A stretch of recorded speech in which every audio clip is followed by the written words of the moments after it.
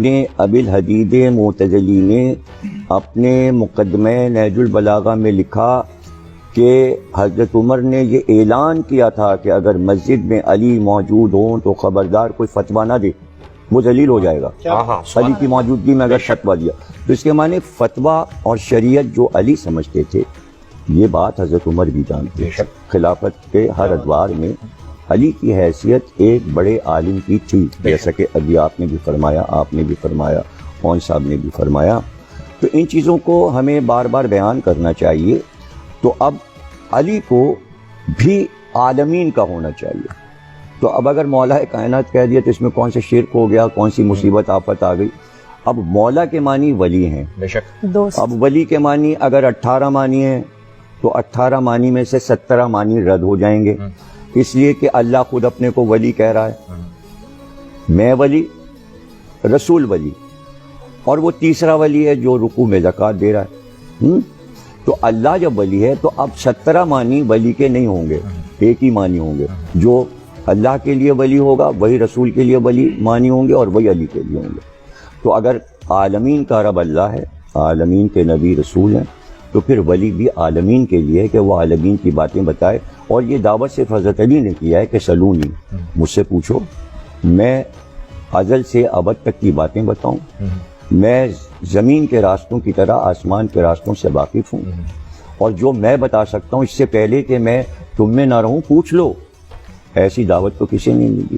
اب جتنا جس کا ظرف اور حوصلہ تھا اس نے پوچھا، اور جتنا پوچھا اسی سے وہ علم علی کا سب کاغذ سے آ گیا، لوگوں نے محفوظ کیا۔ اور جہاں بھی علم کی یہ خاصیت ہے کہ علم پسند دنیا کے کسی کونے میں ہو، وہ کھنچ کے وہاں پہنچ جاتا ہے۔ تو جب علی نے مسجد کوفہ کو علم کا مرکز بنایا تو یونان کا عالم بھی آ گیا، ایران کا عالم بھی آ گیا، اور روم کا عالم بھی آ گیا۔ جہاں جہاں علم تھا وہ بھاگ کر دوڑ کر وہاں آ گیا، اور پھر اس نے اپنے ظرف اور اپنے علم کے مطابق علی سے پوچھا۔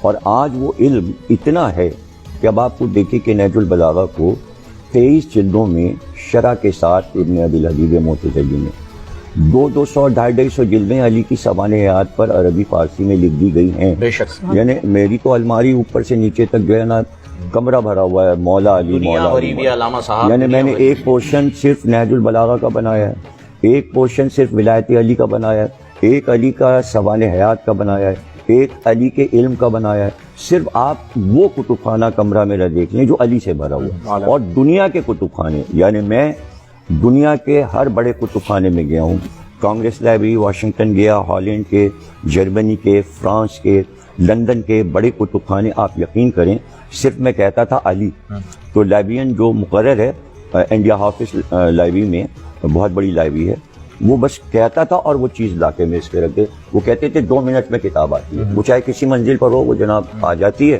میں نے کہا حضرت علی پہ جو انگریزوں نے کتابیں، انہوں نے تھوڑی سی دیر میں جناب ڈھیر لگا دیا۔ بالکل، سبحان اللہ، یہی وہ علم۔ اب اس میں آپ کو ایک واقعہ سنانا چاہ رہا ہوں، جو لوگ سن رہے ہیں۔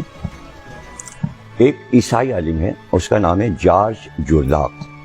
ابھی عدل پہ بات کر رہے تھے مولانا، تو اس وقت مجھے یہ بات یاد آئی۔ تو جارج جورداق نے ایک کتاب لکھی حضرت علی پر، اور اس کا نام اردو میں ترجمہ میں بتا رہا ہوں، ندائے عدالت انسانیہ۔ ابھی مولانا نے حضرت عمر کا ایک واقعہ سنایا کہ وہ صرف اسلام کے فیصلہ کرنے والے نہیں بلکہ کائنات کے ہیں۔ بے شک۔ تو اس نے یہ لکھا کہ علی عدالت انسانی کے فیصلہ کرنے والے، یعنی آواز آ رہی ہے انسانی عدالت میں علی علی، وہ اس نے لکھا۔ وہ پبلشر کے پاس چھاپنے کے لیے لے گیا، تو اس نے کہا بھائی کاہے پہ لکھا؟ اس نے کہا حضرت علی کا نہیں تو مسلمانوں کے خلیفہ اور امام ہیں، ہم کیوں چھاپیں؟ عیسائی پبلشر نے کہا۔ تو وہ کئی جگہ گیا اور کتاب نہیں چھپ پائی۔ تو وہ جس چرچ میں جایا کرتا تھا وہاں جا کے بیٹھ گیا اور اداس ہو گیا۔ اتنی دیر میں پادری چرچ کا باہر نکلا، اس نے کہا جارج جورداق بہت تم اداس بیٹھے ہو۔ تو اس نے کہا میں نے کتاب لکھی تھی، کوئی چھاپنے کو تیار نہیں ہے۔ تو پادری نے کہا کس موضوع پہ لکھی ہے؟ اس نے کہا میں نے حضرت علی پہ کتاب لکھی ہے۔ تو پادری نے کہا تم نے حضرت علی پہ کیوں لکھی کتاب؟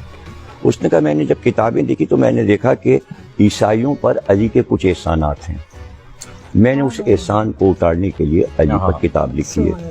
تو کہا سب نے منع کر دیا، کہاں؟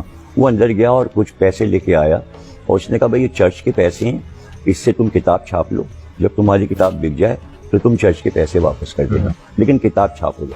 اس کی کتاب چھپی، 123 ایڈیشن اس کے کتاب کے آئے، پھر اس کا ترجمہ جرمنی میں ہوا، پھر فرینچ میں ہوا، پھر ایران میں ہوا، عربی میں اس کا ترجمہ بار بار ہوا، اور اس کے بعد جب عراق کتاب پہنچی تو اس دور میں آیت اللہ محسن حکیم صاحب تھے، انہوں نے اپنے طلباء سے کہا کہ اگر تمہارے پاس پیسے نہیں ہیں تو کپڑے بیچو اپنے اور یہ کتاب خرید کے پڑھو۔ اس کا صرف ایک جملہ پہلے باپ کا میں سنا رہا ہوں۔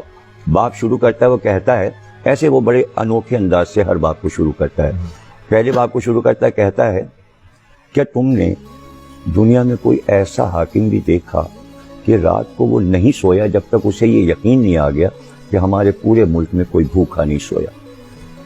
کیا ایسا عالم دیکھا؟